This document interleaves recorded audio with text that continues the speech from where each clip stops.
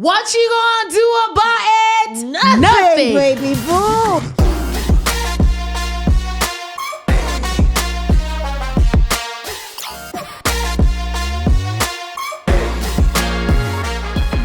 So hi everybody. Welcome back to my YouTube channel. Today I have some easy. I'm kidding. So it's been very great knowing you, Yolanda. I'm just Bahumi, how are you? I was better. No, like people are gonna be like, so much better. Wrong with you? So much better before you said that. Oh my gosh, how are you though? I'm good, lovely. I'm absolutely good. How are you? I'm very well, thank you so good. much. You look good. Do I? Even you. should. I like your hair. Jesus, my hair needs salvation right now. No, it's it really does. It's so frizzy. Some people were complaining about my hair, but I don't care. But I like yours. No, it's better. I don't care if other people. If I'm complaining, it's different. You know. But it's actually like it looks natural. Oh, okay. Very natural. Thank you so much. That's the look I was going for. It is natural, right? No. Okay. Yolanda ngathi kuzoba inkinga la. Benyapi bayangwele.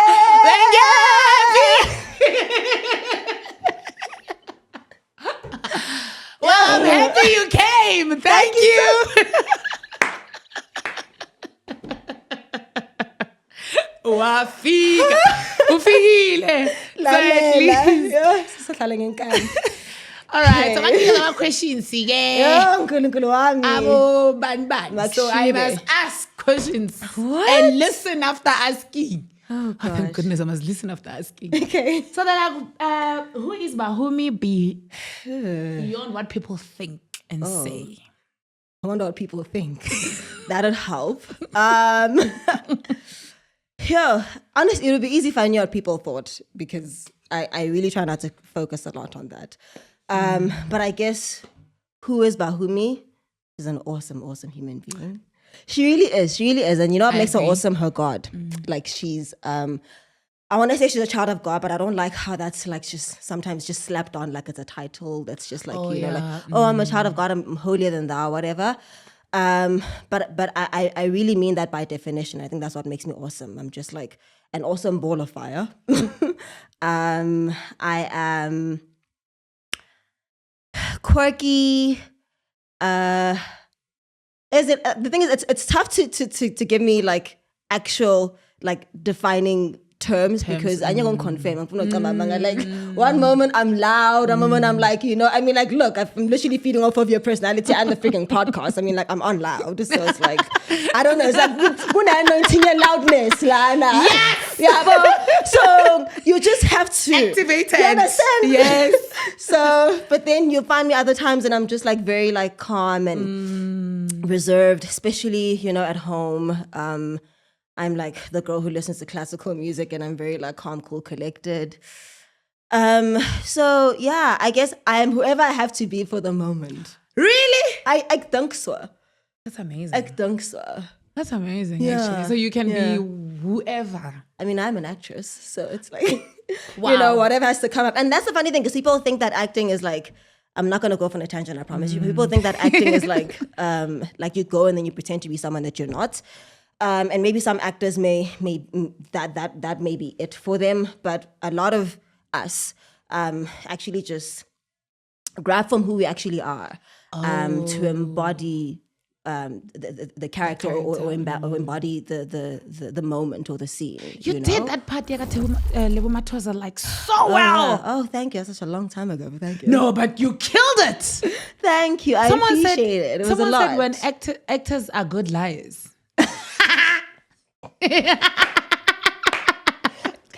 I'm going to talk on my own head. Can I tell you? Yes. That's actually one of the most difficult things to explain when you're in a relationship, funny enough, right? Okay. Because I literally, I was recently talking to some guy, and he told me like the third time we met up that that was like his biggest fear, you know, which he like, like it's not, I don't mind your job, I don't mind what it comes with, I don't mind whatever. Got that jiggy, you know, now it's actually between me and now it's like really Yeah, just one jump, and you're like, Kanjani, and I don't know if it's real, I don't know if it's whatever, But okay, so for me personally, I don't think we lie, or I don't lie. Like I said, it's just it's always a real moment for me, and I just pull from that, right? I think that's why you're good. When something is real, you become amazing at it, honestly. Thank you. And if you're acting, we see it. Exactly. Yeah? Exactly. So I don't lie. Okay, well, thank you for not lying. Well. Of course, they're going to ask you about your dad. I don't mind that at all. So they want to know, how does it feel to be Somizi's daughter? Okay, actually, let me ask my question. Please, I beg. Yeah, let me ask my question. Let's What is the most exciting thing? Oh, English. English, come back. On. What is the most exciting thing about being Somizi's daughter?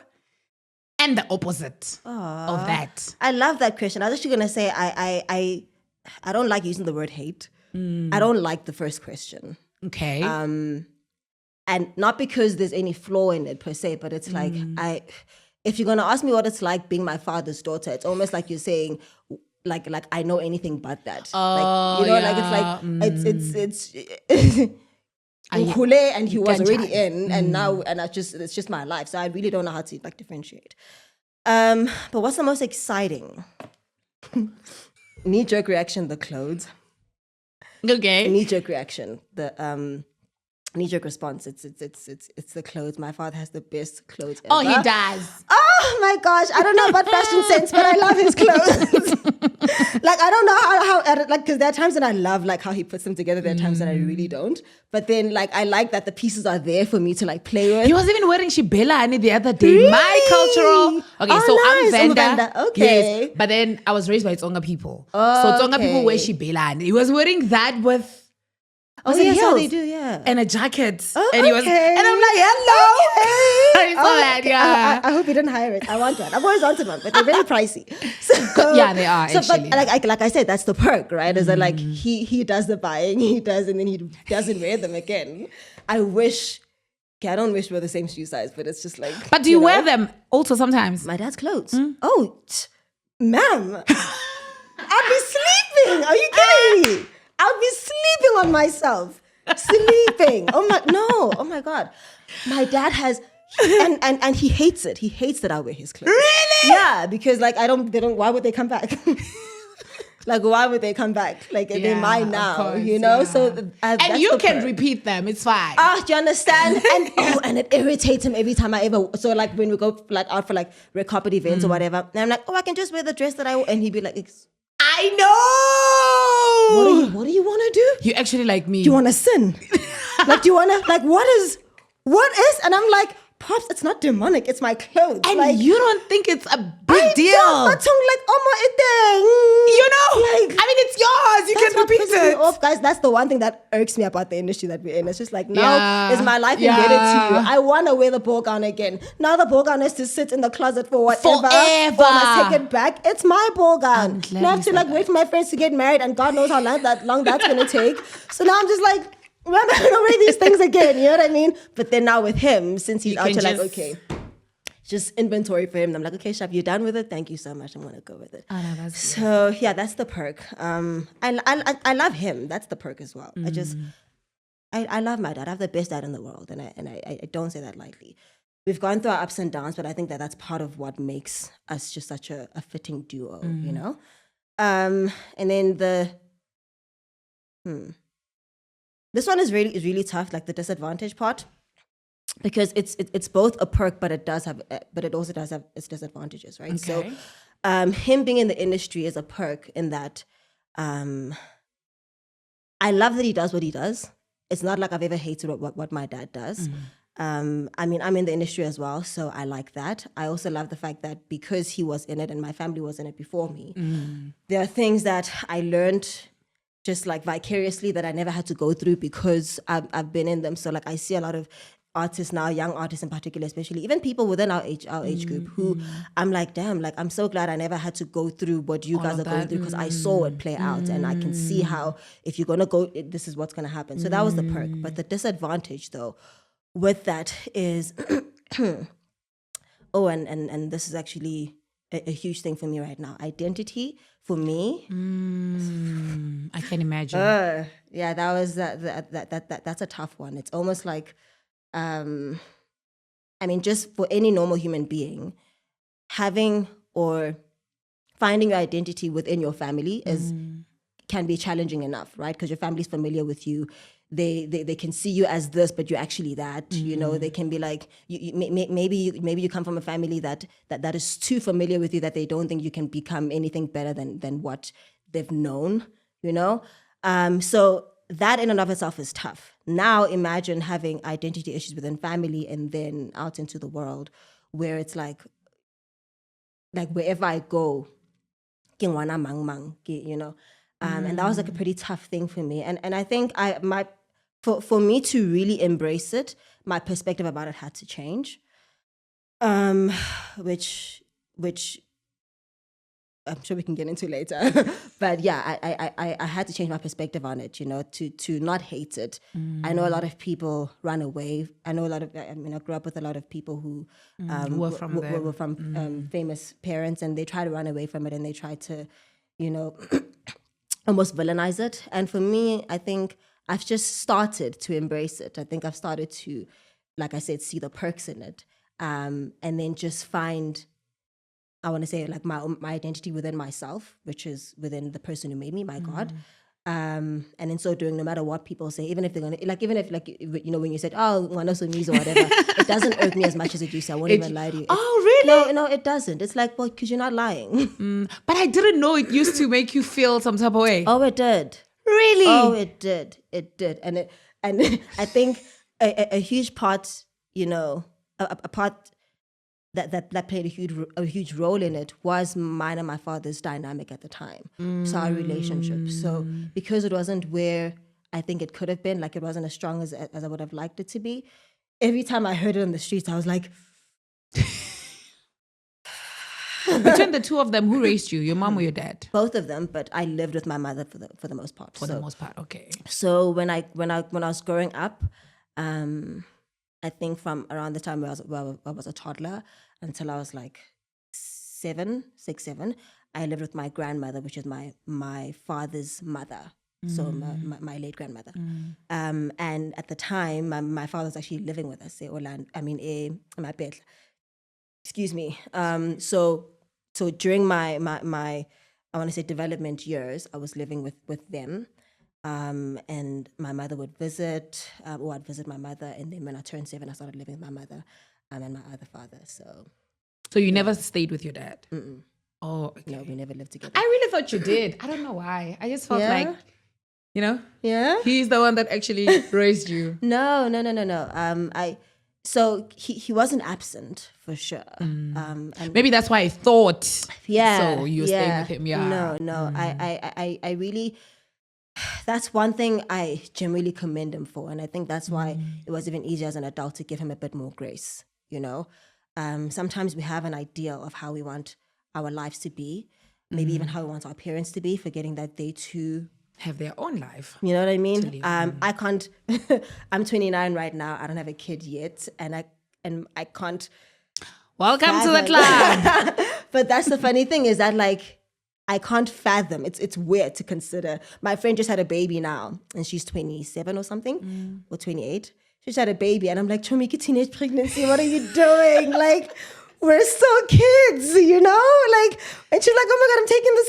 Who's kid? You know, so it's still like a mind blow. And I can just imagine my parents being in those. And now you're forced to grow up, and both ends, you know, both my mother and my father.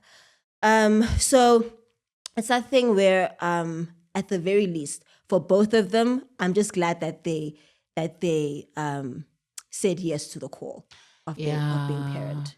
We really take that for granted, and I'm not saying they're going to be perfect, but we do. It's easy to. It's so easy to, because like I said, guys, when you're young, it's very easy to think you know better, you know, and to think that you can school your parents on how they could do this, how to do that. Whatever, you're ruining my life. You really are. You want to smash, you know, slam doors and everything. Thank God I didn't do that. Know.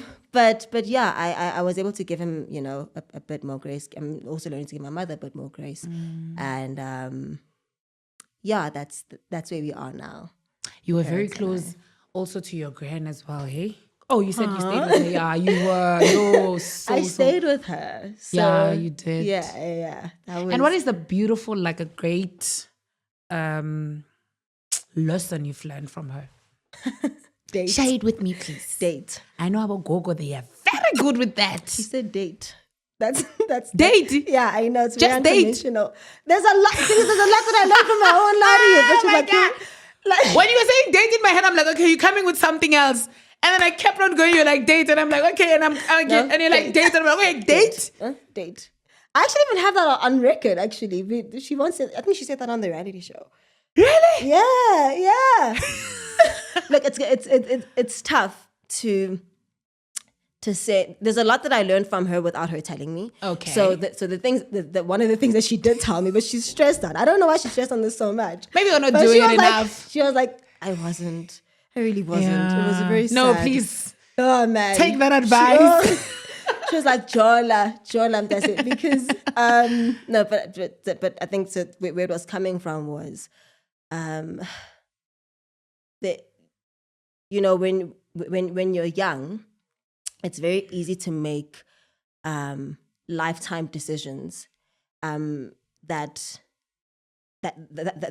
could keep you stuck forever. That's true, actually. And it was in that conversation that we're having. I was like, oh yeah, I think I want to get married. I want to, and she was like, I'm not opposed to that. I mean, of course, I got married and I met the love of my life, and it was beautiful. But there's a reason why I want you to date, and not just so with date there was context. It wasn't just date, whoever and whatever. And in the romantic sense, she was even saying like friends, yourself even, but like date people, vet people. That's interesting. Engage with people. Don't ever feel like you are so confined and married to a person before you actually are. Hence, then in relationships, you don't have to. She's pretty much saying don't settle. Don't settle for friendships. Don't settle for relationships, romantic ones. Don't even settle for this version of yourself. Date yourself. And I know people say this a lot. And I was about to say, how do you date yourself, El? Okay, for me it's easy. I want to say go out with yourself, and I know that sounds pathetic to a lot of people. But again, I guess that's just how twisted we are, like going out by yourself is like, oh my gosh, it's so taboo. Like, are you lonely? And I was like, really? You're going to spend the rest of your life with yourself, my babe? Whether you're going to be with somebody or not, and that person has to deal with you. Is this the version of you that you think they deserve? Actually, when I was doing that, it was a time when I was depressed. Oh, no. It really is the time when I was depressed. Yeah. I would literally be by myself most of the time. I would go out by myself because I really felt like, I really, really, really felt alone. So when someone says you must do that, in my head I'm like, hey, when I did it. And that time was not really nice for me. So I don't know how you do it when you're happy. Sure. Okay, so for me personally, and maybe it's like the introverted side of me, that's my comfort. Okay. Right. So when I am alone, that's and maybe it has a lot to do with the industry that we're in, and the environments that I find myself in, is that like you spend so much of your life people pleasing and being around people so much that you really lose a sense of who you are. You lose yourself. You even run away from yourself because you don't like this version of yourself anymore, because this version is literally a painting of what everybody else has painted. So for me, it was necessary for me to be by myself and really introspect.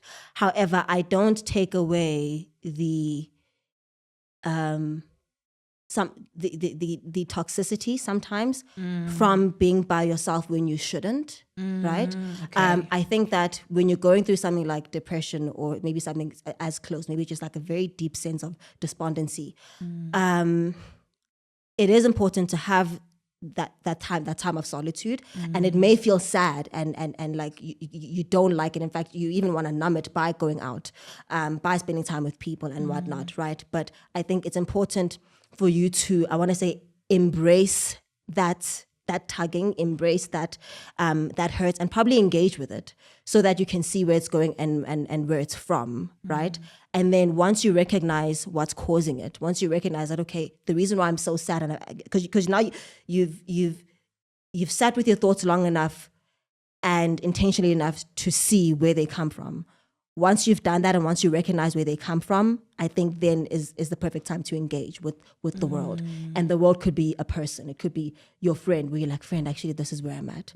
And then you can, instead of now being depressed and spending time by yourself, you're like, okay, now I can maybe invite someone into the space that I'm in and maybe they can help me. If it's not a friend, it can be a therapist. If it's not a therapist, it can be a pastor. And then you can slowly start engaging with the rest of the world. But I do think that it's important to actually allow yourself to feel sad, to feel, to feel, you know, so that when you go out just a more aware version of yourself. Thank you so much. That sounds so corny. I'm sorry. Why do you do this? Tiny little moments. That was nice. No, that was beautiful. And I'm I listening. Can be so corny. I am so listening. Hey. Tell me about Yolanda. Please don't cry. Okay. No. Okay. Because I I don't know what to say after that. I'm gonna go punch a puppy. I don't know what to say after that. Okay. What do I do now? Do we have, drink water? Okay. And then we continue. So this is how you get into my very calm, quiet self. Because then that's where I'm like, okay, now we're, Yeah. Okay, let's go to, I saw before Big Brother, before anything in my life, like I did follow some of the things that I saw on social media. And there was a time where people were talking about your sickness, actually. And they came up with their own stories and stuff like that. And I was like, okay. And then later on, before they actually knew that it was actually a sickness, when they were busy, because that's what people do. They will attack and not know why they're attacking. I see. And then boom, now when they realize, they now want to come back and, Yeah. So please tell me about that, because I also don't have knowledge about the condition. The condition, right? Yeah. yes. So, it's actually the first time someone's called it a sickness. I don't know how I feel about okay, that. Okay, it's not a sickness. Yeah, it's I'm actually I don't know. I've never called it that. But so it's a condition. That's what I call it. Same as my skin. Oh, because it's not a sickness. Okay. I don't think it's a sickness because it's not painful. You see, maybe that's why. I'm So it's a condition. Yeah. So for me, it's a condition. I mean, yeah, because so on my end, there are times when it gets painful, but it's I don't know. It's long as it's like that. But let me just say what the doctors have called it, right? And I think I'm a little more comfortable with the term condition for some odd reason. Because for me, I don't know. It feels like it feels easier to manage. Maybe I don't know. I'll talk to my therapist about it. But so when I was 14, 14 years. Yes, I was 14 years old. I'm 29 now. It's a long time ago. Yeah, it was quite a while ago. So it's a condition called lymphedema, right? So when I was 14, I was playing soccer. Let me pronounce it. Lymphedema. Lymphedema. Yeah, but exactly. Actually, you said it really beautiful. It's like lymphedema. It's like one. Yeah. So, but the doctor diagnosed it as lymphedema precox because apparently it happened before it was supposed to happen. Apparently. Oh, okay. And what apparently triggered it was I was playing soccer. So I was about to say, you said you were playing soccer. Yes. Wow. I can't play soccer. So I was about to come back to that one. Okay. Maybe that's how I got into to begin with, Yeah. But so I was playing soccer. It's funny because there's a bit being say you want ball, so you have those 4 bricks and then someone standing there. Right? So I wanted to be one of the boys that day because I don't know if we're papelang. And we just started playing and I couldn't kick the ball to save my life. And so the ball was literally right next to me and right next to the ball was the brick. You went straight for the brick. My God. So Bahumi, I can say the coordination that. You went for the break. Yeah, I went for the break. I went for the break. I I went for can't. the break. And I And hit hard, trying to of impress. course, it was like, you know what I mean? I'm sure there was a boy there that was like, I can actually kick this. listen, you know? Listen. You want a girl who's street? So then I kicked the brick, and of course it was the most excruciating pain of my life. Yeah. And then, so first my ankle swelled up, and then my foot, and then I went to the doctor, and they was something light to them. They're like, oh, it's fine, we'll go down, just physio. And then it did go down like a little bit, but as time went on, gradually I started realizing that my leg is getting gradually bigger. Excuse me. And so I remember telling my mother, and she looked at me, she's like, what are you talking about? This, and of course, you know your own body, right? Yeah. So I'm like, I can see my leg. So it wasn't significant. It was literally like 2 months it'll grow like this. 3 months it'll grow. It was very, very good. But I'm like, no, but I can see my body, my leg. And then eventually when it was pretty evident, I was like, oh my gosh. So then we started went to the physio again, and then we went to numerous doctors and hospitals even for about a year. And it wasn't until after a year because they're like, what is it? It's elephantitis. And I was like, is it going to get bigger? I was so paranoid. I mean, I'm 14 years old. I am literally, I was worried for my life, guys. I was like, Wait, just did for my you know life. what elephantitis was at the time? Yes, because I started Googling. Okay. I was like, you like, Shouldn't be like that, please. Big leg. And then it comes out. And then you get these pictures like, I know. no way, and then, I mean, not forgetting, because now, even though we're going to doctors, it's big, and I go to school, and my skirt is short.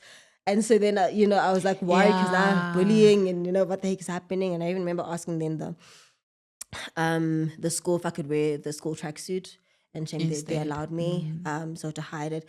And I mean, as much as, because I had a lot of coping mechanisms at the time, so people would never really knew that I was like, I don't want to use the word depressed loosely, but I was very disappointed by it, and they would never know, because I'm actually, like I said, I'm covering the legs, I'm also covering my emotions and whatnot.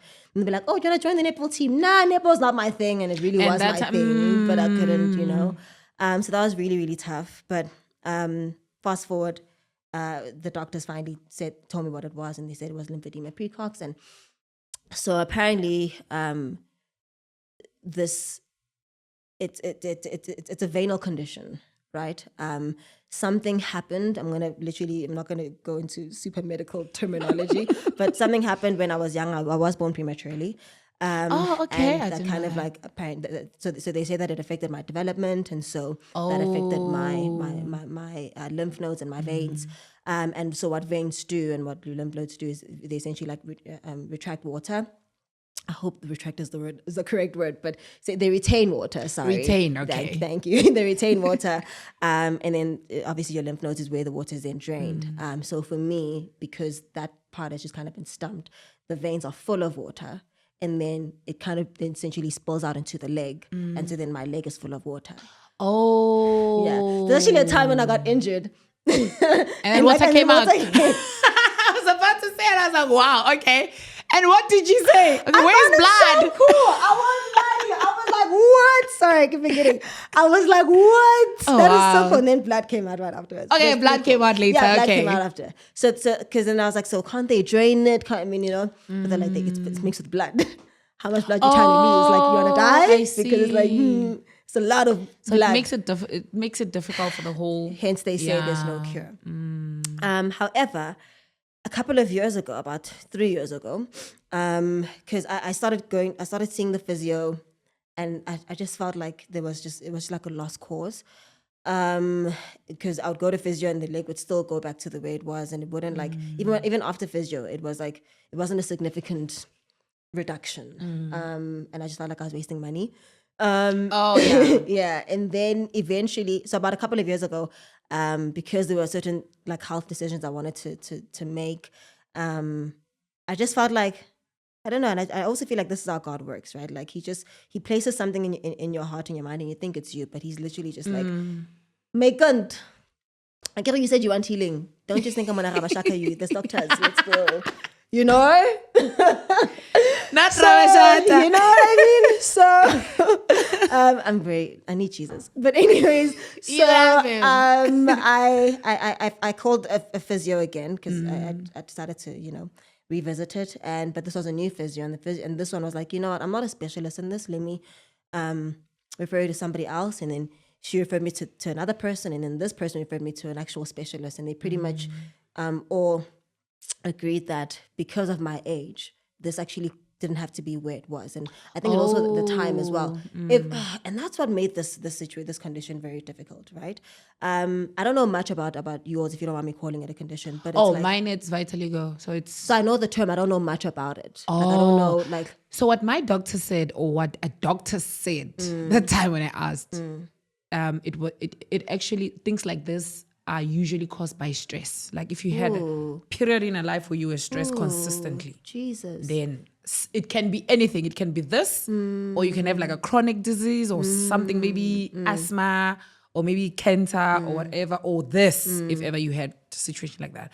And that was affecting my situation, actually. Sure. So I was like, okay, because then I went back and yeah. Did it happen later on in your life for you? It did. It came, I think when it started, I was 24, I think. Oh, wow. I was black like you.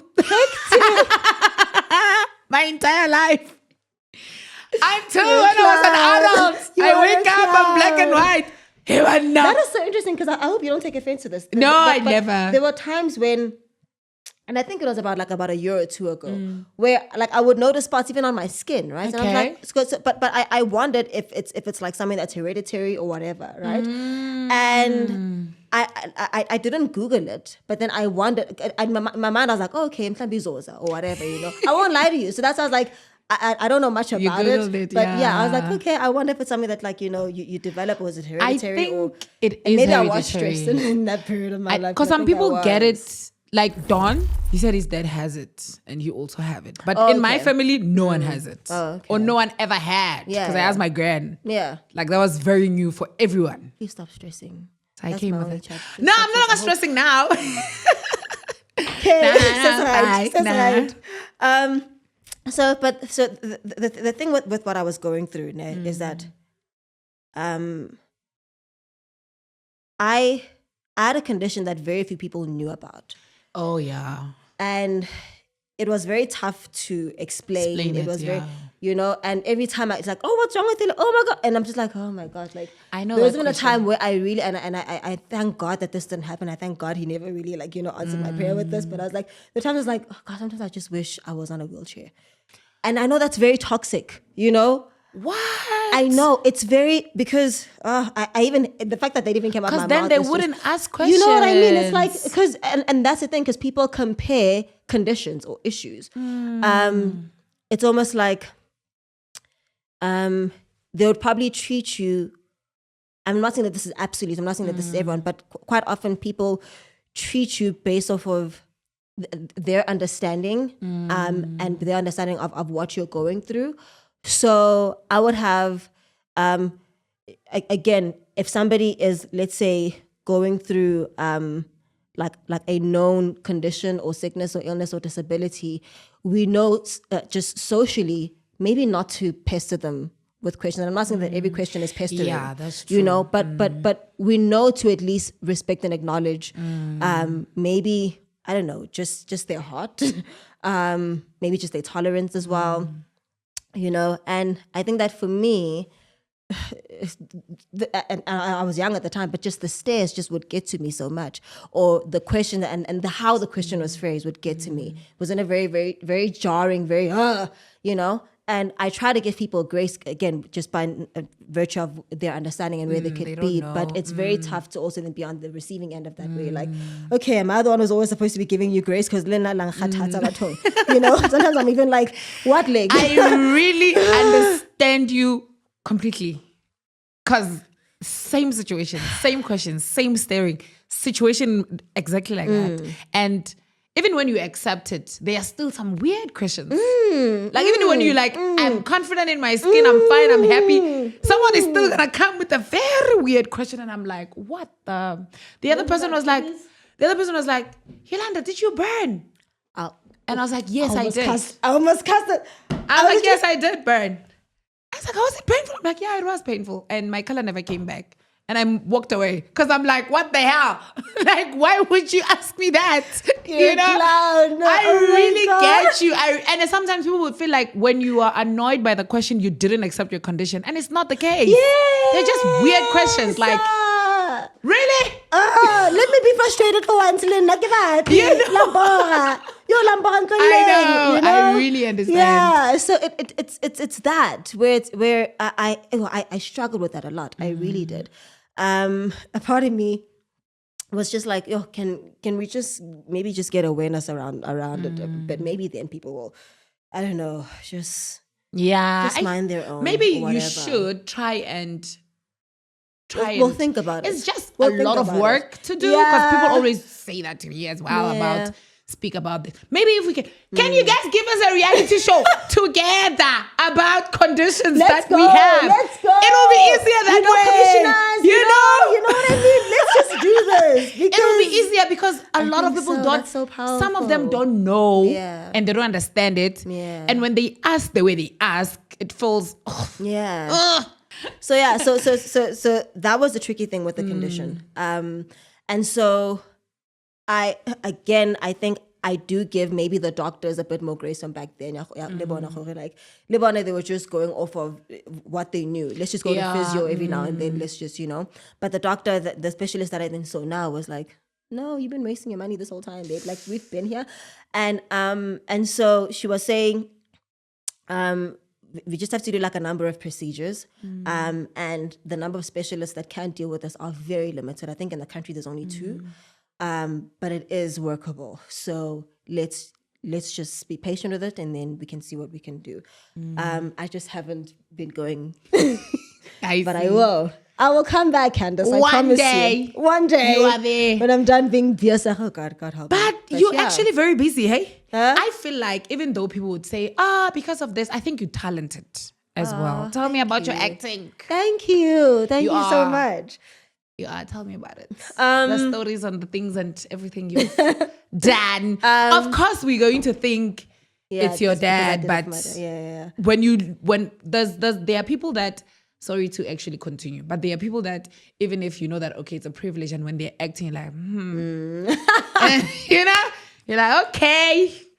But in your case, we can see the talent. The talent is there, And yes, it's going to be easy. That's not a problem. Yeah. I mean, he worked hard for you. He did. Same as my kids. No one must troll my kids.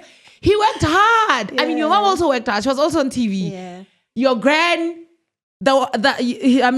your grandfather as well. I mean, they just worked hard. It's a hard calling, this thing. Yeah. But they worked hard for you to actually get things easier. And it's not a problem. I feel like you shouldn't really explain that part because, man, it's there. Yeah. You can't run out. So you must say no to things now because we're going to say whatever. Oh, no. So it's pretty interesting.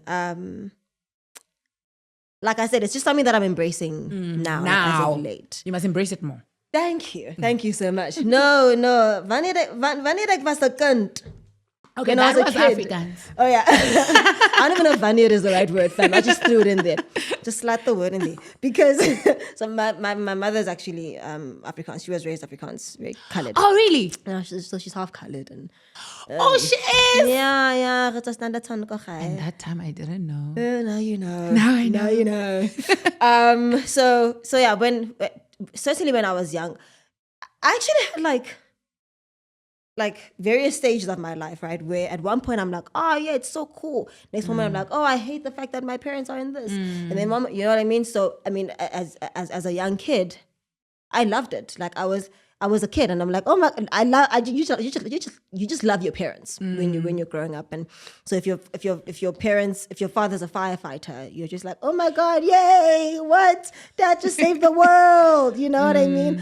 And so for me, I loved seeing my parents on television. It was very inspirational for me as well because I can't remember a time where I never wanted to do what I'm doing. And even as, in primary school and some stages in high school, I really loved that.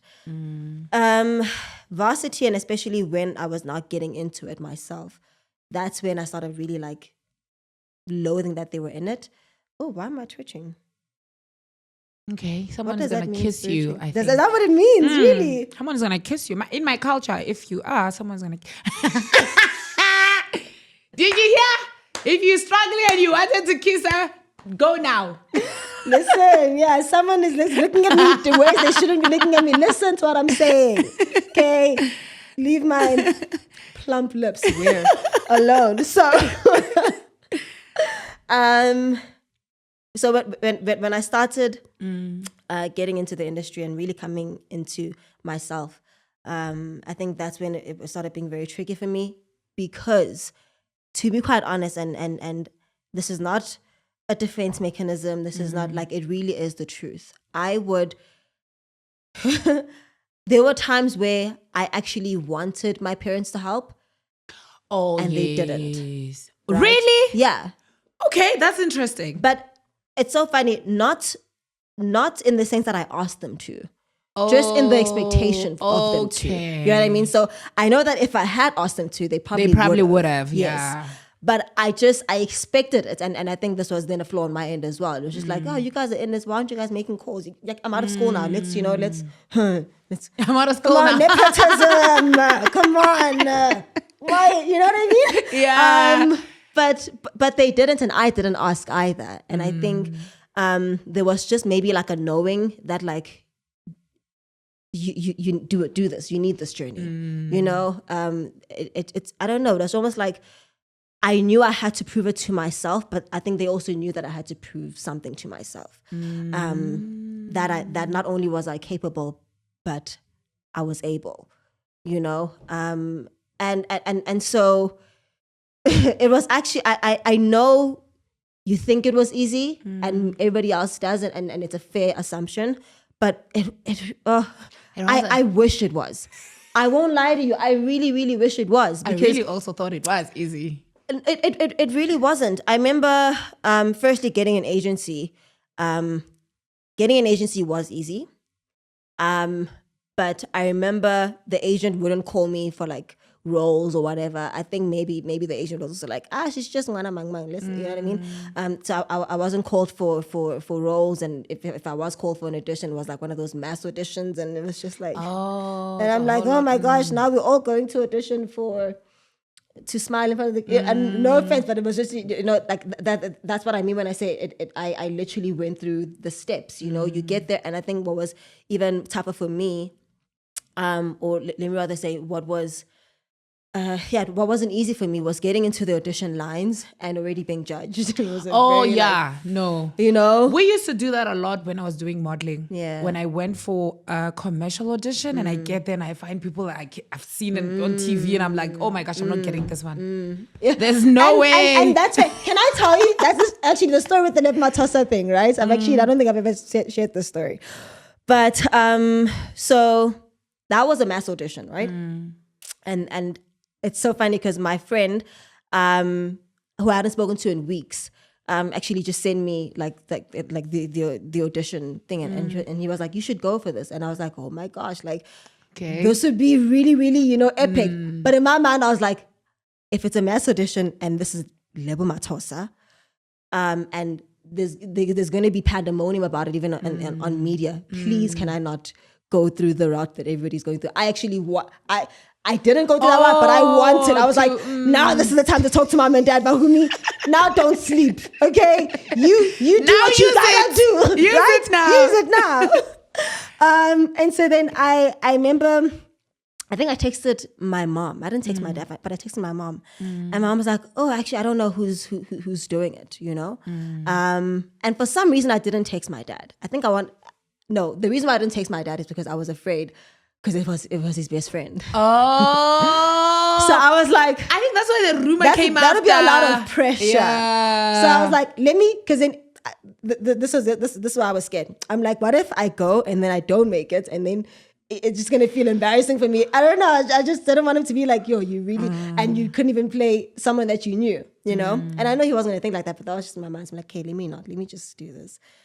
So I was living with my grandmother at the time was after leaving my mom, I decided to go back to my grandmother for a year or so. And then my cousin took me to the audition in the morning. We got there and it wasn't so full. In my mind, I was like, let me at least get there first, get it over with, no one's going to see me. And then it started filling up. And then I'm seeing, the eyes and and you hear the whispers. And I'm pretending like I'm not, but I'm actually in a corner. Let me show you, it's her. Literally, right? And I'm literally like, oh my gosh. So fine. Now I'm like, oh gosh, people are literally seeing me and I'm feeling so nervous, whatever, but it's fine. Focus, you got this. We're near the audition room. And the closer you get, they tell you, okay, so you guys are going to go in pairs. And then we're going to audition you individually, but you're just going to go in pair by pair. I kid you not. Literally, the person who was right next to me, she steps back. Okay. I'm like, okay. And then that person's like, and then they I was not going with her. And I literally start seeing people like sweat, and I'm like, oh my God. guys, now I'm like, Miss Bigger, like, you know what I mean? So I'm like, what makes you? I don't know the people who are auditioning. I generally, you know what I mean? But I think they assumed, and I'm not saying it was an unfair assumption, but that was not my intention to go in there with people who know me, and now we're gonna get in and they're gonna automatically pick me just because I'm, And also, if you really think about it, if they were gonna pick me just because I'm Zomizi's daughter or Palesa's daughter, no matter who I go in there, it's like it's done already. It's done, yeah. It's already, you know what I mean? So whoever I go in there with, my babe, you already lost cause. It's chai for you. You know what I mean? But that was not the case at all. And I remember the girl who went in with me was so nervous. And then she's like, I know you're going to get it. I know. And that already just, it filled my already existing insecurity. Because now I'm like, okay, clearly I'm not good enough. Clearly I suck. And you guys think that I'm only going to get this just because of whatever. So I remember just trying so hard to not allow that to affect my performance. Because I'm like, if it does, I really am going to suck, So that was always the assumption that like I get things easily and whatnot. And I really went through the whole process with that. I remember when I finally got an agent which is the agency that I'm signed on right now. Firstly, they took 3 years to sign me. Really? And that was my grandmother's agent. So which goes to show, and I'm not saying that people don't choose people just because of nepotism. I'm not saying it doesn't exist. I'm not ignorant to that. I'm just saying it wasn't my experience, even though there were times that I wish it was. Right now, I'm glad it wasn't, because it proved to me that, number one, I did work my ass off. Number two, I am growing and learning as an actor. Number three, I really am good at what I do. And so by them choosing me, they were not just going to choose me willy-nilly just because, and I'm glad that this is the agency that I'm with, because I mean, like, they're not who they are just because they chose celebrities' children. You know what I mean? Oh, yeah. They are who they are because they've birthed legends. And I'm not saying that that's where I am. What I'm saying is that they have a trajectory that shows, and you can see the people that are signed under that they're good at what they do. The last thing they're going to do is ruin their reputation because they chose Somizi's daughter. Hi, agency, sign me also. Please. I look sign. So yeah, even in the agency, I think I went to 2021 auditions before I got a role. In fact, the Lemma Tossa role, I got it while I was still with them. So the roles that I was auditioning with them in, I never got those roles. And then lo and behold, the role that I find myself on, with my friends telling me, then that's the role that I got, But is there a job that you got because your dad helped you or your mom helped you? Is there any of that? Not in acting. Oh, not in acting. Okay. So if it was like, hey, they need social media influencers for this. Okay. I see. Yeah. And again, I'm glad that wasn't the case. It's like, it's funny because my mother has tried. My mom sometimes tries too much. To squeeze you. Yeah, she'll be like, I would try whatever. too. But you have to consider the people that she's trying with are people that have been in the industry for very long. It's not like she's like, dealing with people who, have just started out and maybe, it's like a low budget film or whatever it is. It's like, cool. Maybe we will, but like, let's just audition her first and let's see. And it's funny because there were times I wouldn't even get to the auditioning phase. And again, now I'm not going to get too much into this, but there have also been instances where, by virtue of who my parents are, they too have their own battles to fight in the industry. Oh, I see. So anyake ngivele ngifike lapho ngithi yo ngumntana kaSibanibani. Oh, asimthanda uSibanibani. So you know what I mean? Get you. I do. I hear you. So we've had our challenges, guys. We've had our challenges. I even say if nepotism was my story, I think I would have been further by now. I won't lie to you. I think I so. would've. You know, and I'm glad I'm where I am. I won't lie to you. Like I'm glad that my career is being paced out. I'm glad that I haven't, you know, like I would have loved to be like the breakout star and whatnot, you know, and it would have been great. But I'm truly seeing the necessity of the seasons that I had to go through, and every one of my experiences, and I feel like, you know, when the time is right, the Lord will make it happen. That's what He says. So, and you were a Christian. Tell me quickly about that part. Okay, I love the fact that you're a Christian. I do. I saw an interview and I was like, okay, that's funny. I don't know how to respond to that. No, like I actually saw and I was like, all right. Yeah. But are you finding it? Because apparently, hey, being a Christian in the industry. That's a very funny I promise statement. you, I've heard a lot of people say that. Yeah. I'm a Christian. Yeah. Oh, lovely. Yeah. Lovely. Like a full blown. And I also had some challenges growing up. Yeah. Because my dad raised me and he was not a Christian, my dad. Okay. So my dad was, so I had some battles. Yeah. Yeah. But I stayed until now. Nani? Yeah. We just gonna leave it there. You know, that. But tell me what's next in your life. What must people look out for and all of that? Okay. So I want to say look out for God to show off, because I won't lie to you. I don't know what you should look out for either. It's literally just like, I take things day by day so much. Because like I said, just this whole striving and like running and whatever has really just, it's caused me to just be despondent when I don't have to be. It's just it's left unrest and like just a lack of peace. And I have so much peace. I'm gonna start crying. I'm really trying not to, because I'm just drink like, water, please. I want to know what to say after. But it's fine. For me, we'll cry together. For me, pursuing God has, and not pursuing God as if He's someone running away from me. Pursuing His purpose for my life, pursuing spending time with Him has just allowed me to embrace the now and look forward to the future, whatever that may be. So I can tell you all the things that I'm working on now. Like, for example, we have the podcast. You should really come on. Because I'm really, it's going to be really awesome. No, I'm going to be there. Thank you. Just thank let you me so know. much. Thank you so much. I'll be there. There's a podcast that I've just started, but I had to take a break because I was shooting something. So we're going to jump back on now. And now we're going to be doing interviews called Being. It's called Being, and it's sloganed discovering, living, and being truthful, right? Okay.